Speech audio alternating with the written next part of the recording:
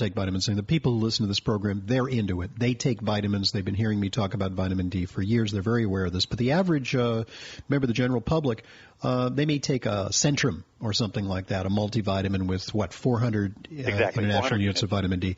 So why isn't that enough? I mean, people, they feel a sense of security. Or maybe they're having Total Cereal. Total Cereal has maybe 200 international units of vitamin D per serving. So, why aren't they okay without the tanning? Because vitamin D is really a hormone, and the only natural source for it is sunlight. Every form of vitamin D ultimately comes from sun. Fish is, like cod liver oil is a source of vitamin D, and fatty fish get it from what they eat, which gets it from the sun.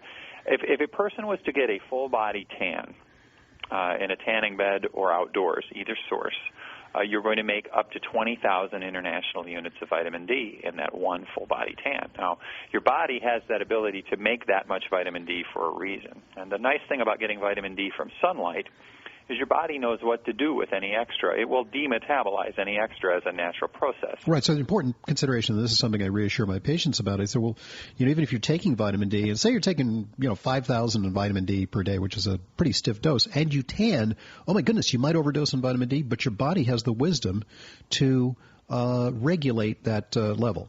Absolutely, and it is the natural way to get it from the sun. And, Mother Nature had it right. We feel good when we go in the sun. We're rewarded when we go into the sun. We make vitamin D when we go in the sun. It's one of the essential elements of life. And, you get back to this bill on Carolyn Maloney's bill on indoor tanning. She's interfering in something that the FDA and the tanning market are already investigating. This is already happening. There is already a meeting in March 25th where we're going to look at what the industry is doing and attempt to improve it. Why we need the legislative process to waste taxpayer dollars to be redundant to something that is already happening is just grandstanding. And the fact that it happened in Cosmopolitan's headquarters tells you a little bit something about who's behind this. The fact that the people who have been telling us to stay out of the sun now realize they have liability for that message.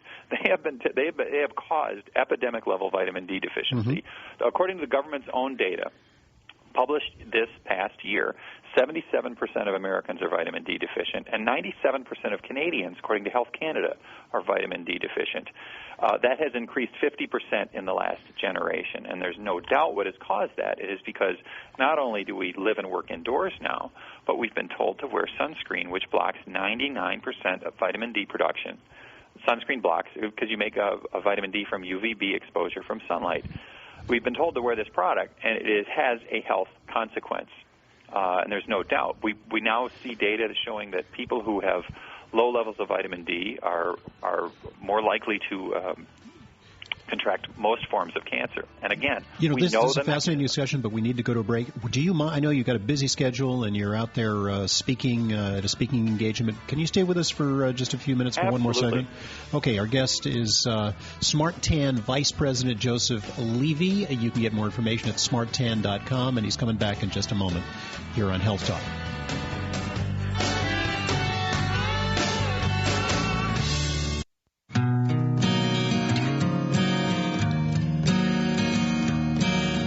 Back to Health Talk. I'm Dr. Ronald Hoffman. I'm talking to Joseph Levy. He's from an outfit called Smart Tan, and they seek to optimize people's relationship with the sun and tanning, but oppose bans and restrictions and hyper-regulation of the tanning industry, which is something that I'm in accord with. Now, Mr. Levy, you seem to really have your facts straight on this, and you've done a tremendous amount of research, so kudos to you for doing your homework.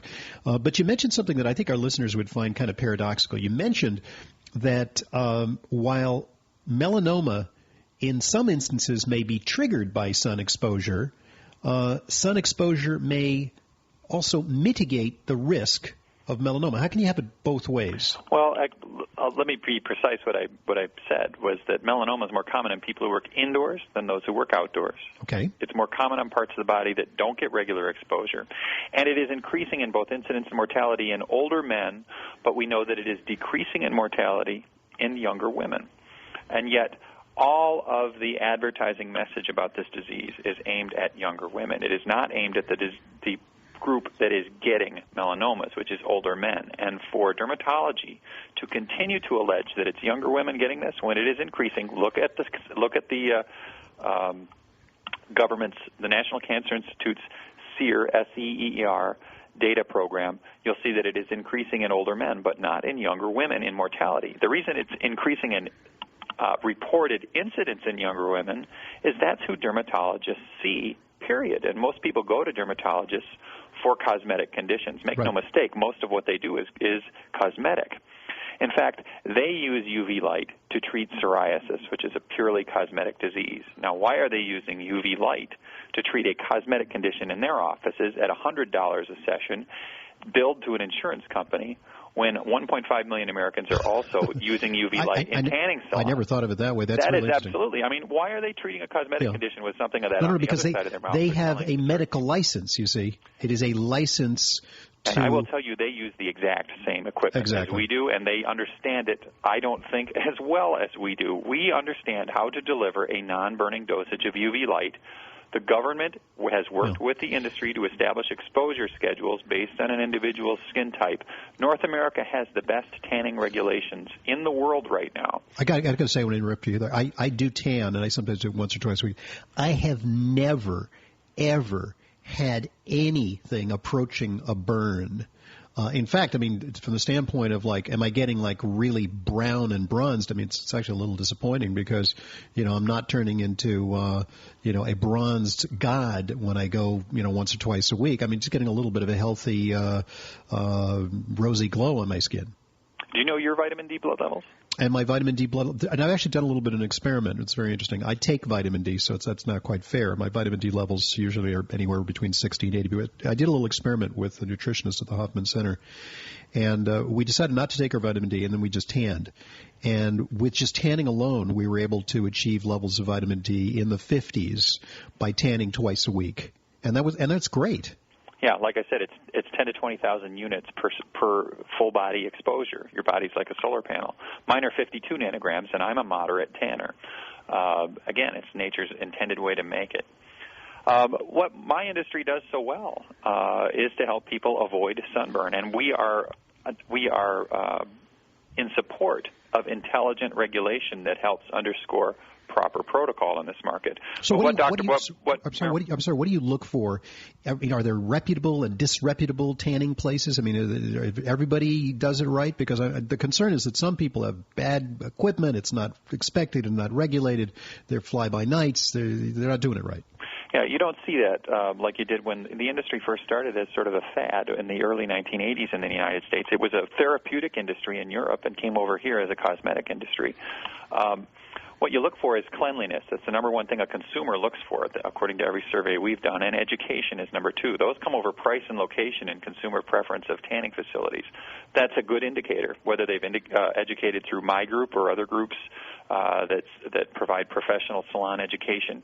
And the cleanliness of the operation are very good indicators that they are following professional protocol. And they're going to be counseling you about your skin type. They're going to tell you what your skin type is based on an examination that they'll give you, which is standard procedure. It's a simple questionnaire which can identify your sun sensitivity.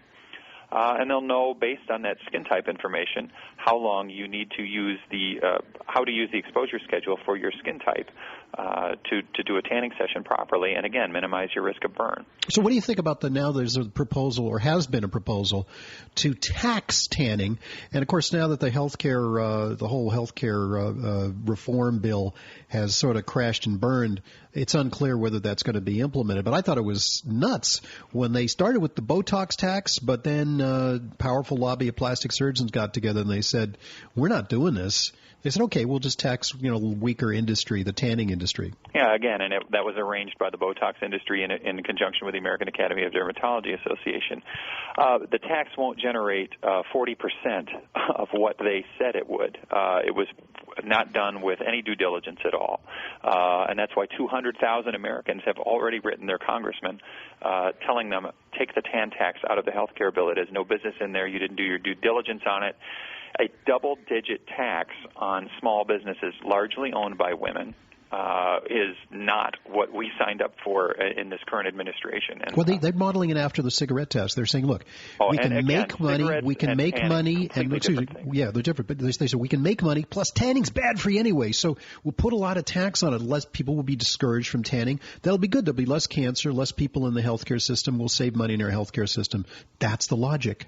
Well, I'll tell you what, this allegation that a tan is harmful is based on smoke and mirrors, and it is bought and paid for by the people telling you to wear chemical sunscreen on a daily basis. A tan is the body's natural and intended function. Your body is supposed to tan. Your body is supposed to get ultraviolet light. Your body is supposed to make vitamin D naturally from We could argue about all the savings in healthcare costs from cardiovascular disease, colon cancer, multiple sclerosis. Billions of dollars of savings by having higher vitamin D levels, and we know tanners have those vitamin D levels and non-tanners don't. Well, that's why I'm having you on the air, because I think this is an important issue. And I'd like you to keep us all abreast of your progress in pushing back on the regulatory forces that in a stampede are trying to restrict our access to something quite natural, something quite safe in most instances, something that needs to be done responsibly, but I know you're for that. The organization SmartTan. That's the website of the organization, smarttan.com. There's 2 T's in that, smarttan.com. And thank you very much, Joseph Levy, for joining us today on Health Talk. Well, thank you for having me here today. Thank you. My pleasure.